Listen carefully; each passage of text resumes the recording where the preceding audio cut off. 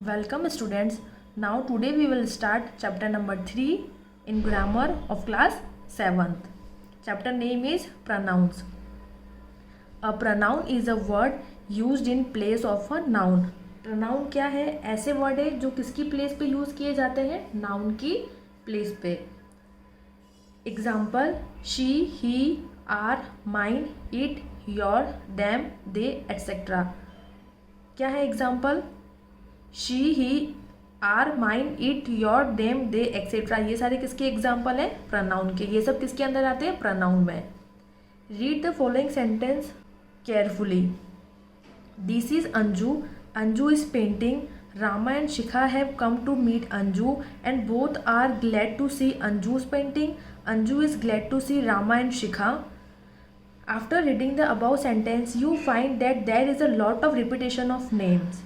ठीक है, तो अब इस सेंटेंस को हमने पढ़ा और हमने ये देखा कि इसमें बार बार जो है वो क्या हो रहा है? नेम्स का रिपीटेशन हो रहा है. To avoid it we can use pronoun. तो इनको अवॉइड करने के लिए हम क्या यूज़ कर सकते हैं? प्रोनाउंस को यूज़ कर सकते हैं instead of repeating the name. उन नेम को बार बार रिपीट करने की जगह हम क्या कर सकते हैं? प्रोनाउंस को यूज़ कर सकते हैं. We can write the above sentences as follows. हम उन सेंटेंसेस को कैसे लिख सकते हैं? शी इज़ अंजू, तो हमने दिस इज़ अंजू की जगह क्या कर दिया? She is Anju. Anju is painting, तो शी इज़ पेंटिंग. तो हम अवॉइड कर रहे हैं बार बार नेम्स को. Rama and Shikha have come to meet her. They were glad to see her painting. She is glad to see them. तो हमने क्या किया? जो रिपीटिंग्स नेम थे उनको हटा के हमने प्रोनाउंस लगा दिए. The pronouns she and her are use for Anju. तो जो प्रोनाउंस है शी और हर वो किसके लिए यूज़ किए गए? अंजू के लिए. The pronouns they and them are use for Rama and Shikha. और जो प्रोनाउंस थे दे और देम वो किसके लिए यूज़ किए गए? रामा और शिखा के लिए. So they, them, her are the word use in place of nouns. तो कौन कौन से word? She, they, them, her, ये सारे ऐसे word use in place of noun. So we call them pronouns. Now kinds of pronoun. How many kinds of pronoun? 5 kinds of pronoun. And the first one is personal pronouns, demonstrative pronouns, interrogative pronoun, reflexive pronoun and relative pronoun. Now we will explain all these pronouns. Now first one is personal pronoun. These pronouns are used for things or persons. ये जो pronoun है वो किसके लिए use किया जाता है? चीज़ों के लिए और इंसान के लिए, persons के लिए. A, the person who is speaking. किसके लिए यूज़ किया जाता है? जो पर्सन जो बोल रहा है उसको हम बोलते हैं फर्स्ट पर्सन. तो उसके लिए क्या यूज़ किया जाएगा? I, we, mine, us and ours. अब इसमें क्या हो रहा है? जैसे मैं अभी बोल रही हूँ तो मैं कौन हो गई? फर्स्ट पर्सन हो गई. तो मेरे लिए क्या यूज़ किया जाएगा? I, we, mine, us and ours. मैं अपने लिए ये यूज़ करूँगी. Next is B the person spoken to. तो वो हो गया सेकंड पर्सन. उसके लिए यू एंड योर. जैसे मैं आपसे बात कर रही हूँ तो आप क्या हो गए? सेकंड पर्सन हो गए. तो आपके लिए क्या यूज़ करेंगे? You and yours. Next is C the person और thing spoken of and other than that about to. और ऊपर के दोनों के अलावा जब हम किसी चीज़ के बारे में किसी तीसरे पर्सन के बारे में बोल रहे हैं उसको हम बोलेंगे थर्ड पर्सन. उसके लिए हम क्या यूज़ करेंगे? Them, she, her, his, they, hers, their, it. ये हम किसके लिए यूज़ करेंगे? थर्ड पर्सन के लिए जिसके बारे में हम बात कर रहे हैं. तो इसमें कितने पर्सन हुए? First person, second person and third person. First person कौन हुआ? मैं. सेकेंड पर्सन हुए आप. और थर्ड पर्सन अगर हम बुक के बारे में बात कर रहे हैं तो वो हो गया, या फिर किसी और इंसान के बारे में बात कर रहे हैं तो वो क्या हो गया? थर्ड पर्सन हो गया. Demonstrative pronouns. The pronoun use to point out the objects और object to which they refer to are called demonstrative pronouns. ऐसे प्रोनाउन जो क्या पॉइंट आउट करते हैं? किसी भी ऑब्जेक्ट को या फिर जो ऑब्जेक्ट जिससे रिफर करते हैं उसको जो पॉइंट आउट करते हैं उसको बोलते हैं demonstrative pronoun. Example this is a very beautiful house. तो इसमें कि किसी चीज़ को पॉइंट आउट कर रहे हैं तो हाउस को पॉइंट आउट कर रहे हैं तो ये क्या हुआ? Demonstrative pronoun. That car belongs to me. This boys are mischievous.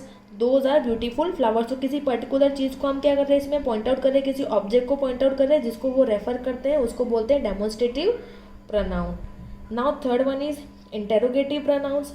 This pronouns are use for asking questions. ये प्रोनाउंस वहाँ यूज़ किए जाते हैं जहाँ पर हम किसी से क्वेश्चंस पूछते हैं.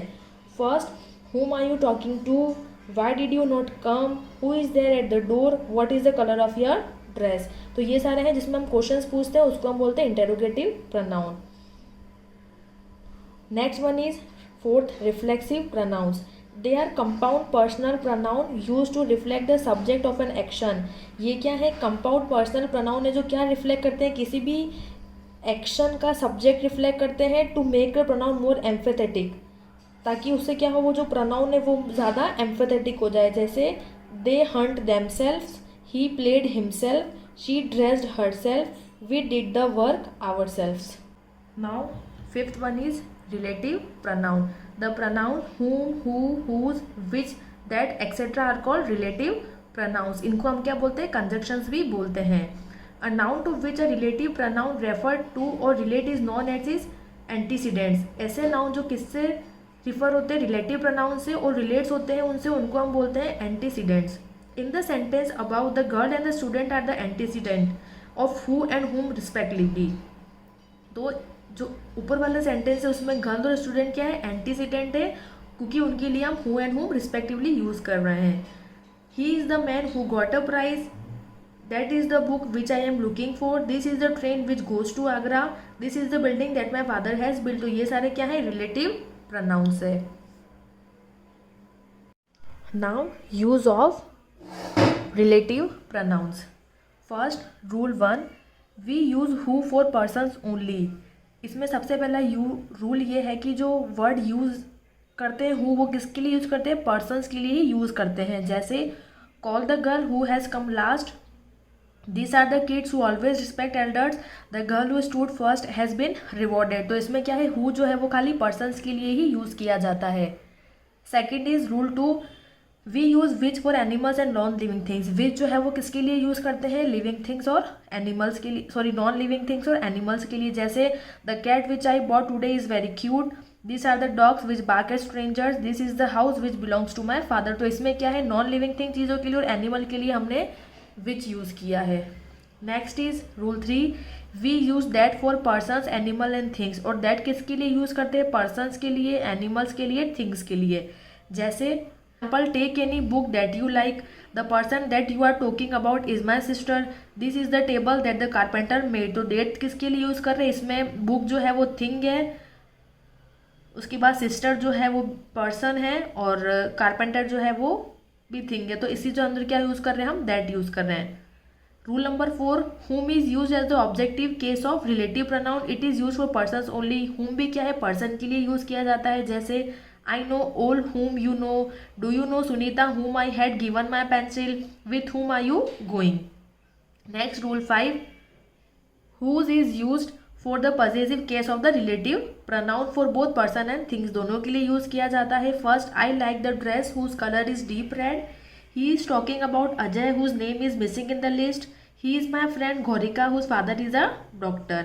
Rule number 6, we use what for things only. What किसके लिए यूज़ किया जाता है, थिंग्स के लिए. जैसे I mean what I say, this is what I need, what is said. Rule number 7, we use as a relative pronoun after such and the same. Use करते हैं हम एज रिलेटिव प्रोनाउन की तरह, किसके बाद, सच एंड सेम के बाद. He is such a good cricketer as I am. I am not such a beautiful girl as you are. His marks in the subjects are the same as mine. तो इसमें हम as का use कर रखे हैं, after such and the same के बाद use कर रहे हैं. Now rule number 8 is we use but after a negative to mean who, not और विच नॉट. हम बट यूज़ करते हैं आफ्टर नेगेटिव जिससे ये हो हु, नॉट और which not. Example, there is hardly a boy but likes ice cream. Now you have to do some work in your copy. आपको इस चैप्टर से रिगार्डिंग अब अपनी कॉपी में काम करना है, जिसमें आपको सबसे पहले क्या करना है, प्रोनाउंस की डेफिनेशन लिखनी है. A pronoun is a word use in place of noun. Then उसके एग्जाम्पल लिखने हैं, she, he, are, mine, it, your, them, they, etcetera. इतना लिखना है जो मैंने अंडरलाइन कर रखा है. नेक्स्ट आपको लिखना है काइंड्स ऑफ प्रोनाउन, जिसमें आपको 5 काइंड्स लिखनी है, जिसमें सबसे पहला पर्सनल प्रोनाउन आएगा. इसके अंदर जो मैंने अंडरलाइन कर रखा है वो आपको लिखना है. इसका A, B, C तीनों ऑप्शंस लिखने हैं. Now next is demonstrative pronoun. इसमें भी जो आपको डेफिनेशन लिखनी है और 1 एग्जाम्पल लिखना है. इंटेरोगेटिव प्रोनाउन में भी आपको डेफिनेशन लिखनी है, वन एग्जाम्पल लिखना है। रिफ्लेक्सिव प्रोनाउन में भी डेफिनेशन लिखनी है और एक एग्जाम्पल लिखना है। और रिलेटिव प्रोनाउन में भी आपको जो अंडरलाइन कर रखा है वो लिखना है और एक एग्जाम्पल लिखना है, ठीक है। देन इसके बाद आप आ जाइए एक्सरसाइज पर।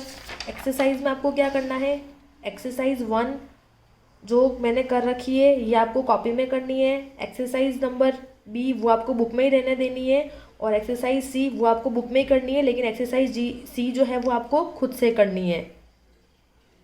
Thank you. ये